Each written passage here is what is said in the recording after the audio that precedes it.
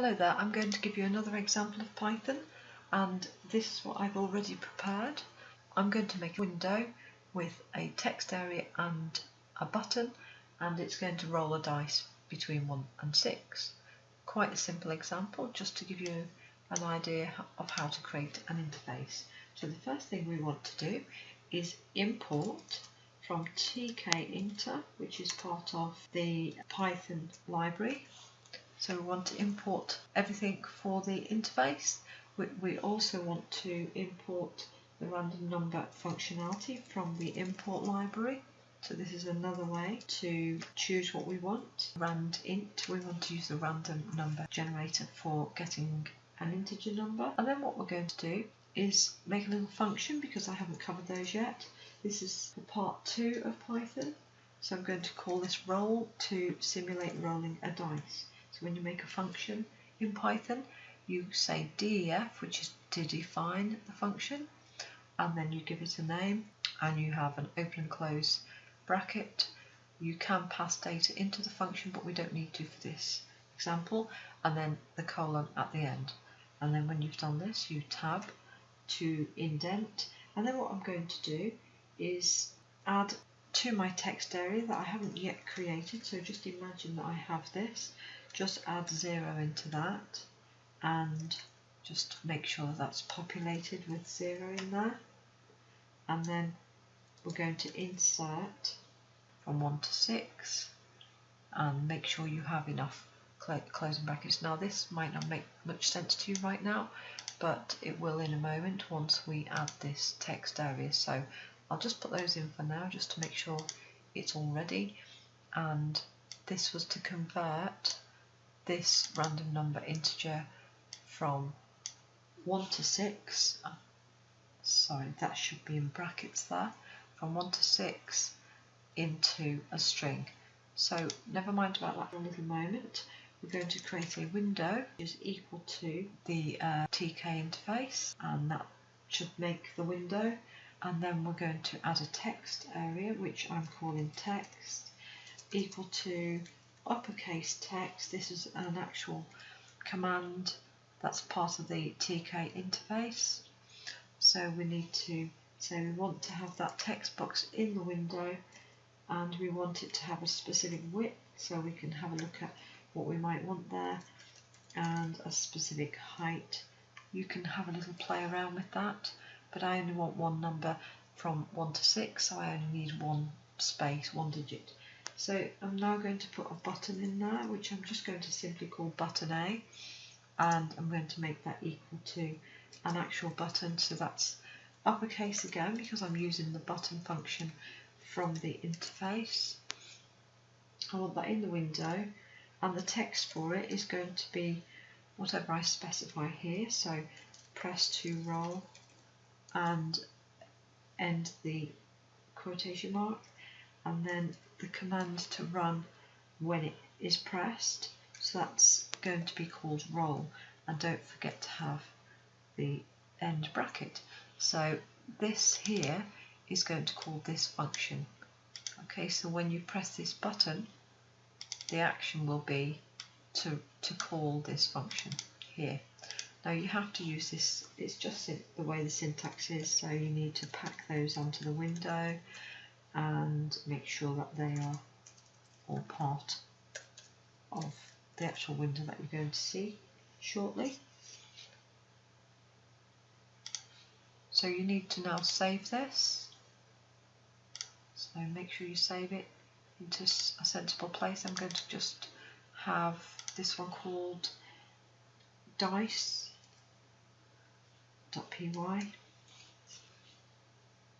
that'll do, and then I'm going to run it. So I've just spotted an error actually. This needs to be from random. I think I typed it in wrong when I was just typing what I was thinking at the time, because I'm typing while I'm speaking. So let's see what we get with this. I'm just going to have to move all of this across. It's really hard. It would just put it all the way over there. Oh, hold on. So I've just repositioned this just to make it a little bit easier, and when you press the button, let's just move that out of the way, you'll see that when I press the button, it runs the command to roll the dice. So that's working. Quite a simple example, but hopefully to get you to practice. I just need to open that out a little bit. So more examples coming up. So for my next example, I'm using the canvas. I'm using the width equals to the variable here and the height equals to the variable here, and I'm packing that into the window. So I've prepared a couple of statements already just to keep things a little bit simple for the demo. So this is how you create a rectangle on your canvas area. So that can be called whatever you want, this name here, and this again, whatever you want. And this is the X coordinate, the Y coordinate, the width and the height. And this is how you create an oval or a circle if you wish. Again, X, Y, and the width and the height. And so this is how you create a line. So this is just literally randomly positioned. So the X coordinate, the Y coordinate, and the X and Y at the end. Let's see what that looks like. It'll look pretty messy, but hopefully you'll be able to use this code to make something a little more meaningful. I'll just position this over here so you can see, move that out of the way, and we can make some changes to this, but we do have to run it. So if you wanted this line, you'd have to start it. Currently it's in position 300 and Y is down to 150. Start that again. We can position this over at 30, so that's the first X position, and we can also position this at 30 and see what happens, and then make this 300 or 400 and make this 100, just see what we get. So, or something to help you out, position that in position 30 from the X, but then the Y has been changed from 100 to 400. So if you want to vary the X value but not the Y, you would change, say, this one to 30, or actually no, I'll have it positioned on the 400th position, and then I'll have this where the X is varying but not the Y. So let's see what we have here. Okay, so we have that line at position 400. So you would want these to be variables, and you'd want to make some sort of a meaningful shape and give these meaningful names. So imagine if at some point you wanted to change the colour or something for any of these shapes. So it might be in a loop of some sort. You wouldn't just change it for no reason. You won't notice it if it's all in one sequence of commands. But just to show you that the oval has no fill colour, oval 2 or oval 3 actually. So it starts off by being blue. What we can do is use the item config to fill oval 3 blue. So you do fill equals, actually sorry, green, because it's already blue. That's now a function which we can call. We've made it blue there, but when we run this it should actually end up being green if I've typed that incorrectly.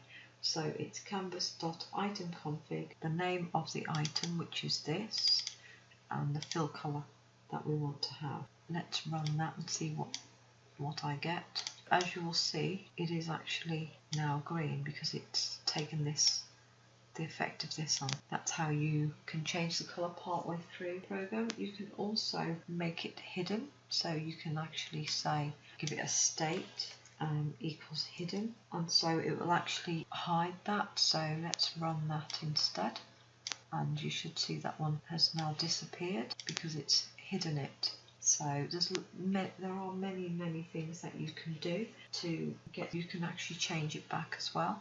So if you had this, copy and paste and say change back, you won't really see it unless maybe you add some mouse buttons in there, but you can just put that as normal. So you won't really notice this because it'll be too quick for you to see it disappear and then appear again. But just to show you that it will now appear, again I'm having to put everything in the right place here. Obviously in that case it's now back to blue because I've gotten rid of the colour change, but you could also have the colour change in there if you wish. That's fine, not a problem. That's how we've made a function, a sequence of commands using the canvas. You might want to have some buttons in there. You might want to have some key press events just to experiment. So that's going to be your next example. So the next thing I'm going to do is bind these functions to some of the buttons. Now, first of all, let me explain that the left mouse button, when it's clicked, is identified by uppercase B button -1. The right mouse is button -3, and you have others for key presses as well, like right, left, space, up, down, and key press A for when the letter A is pressed. So let me just give you an example. We have change and change back. If we click the left mouse button, then it should call change. So let me just bind that function.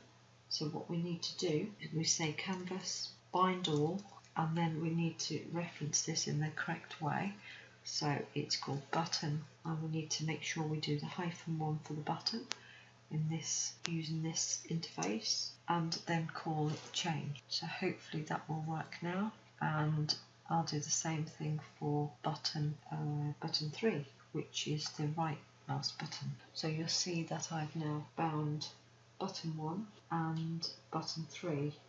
So when you click this one, it should hide it, and this one should bring it back. I'm just going to quickly test that and make sure it all works. Save it first and see what happens.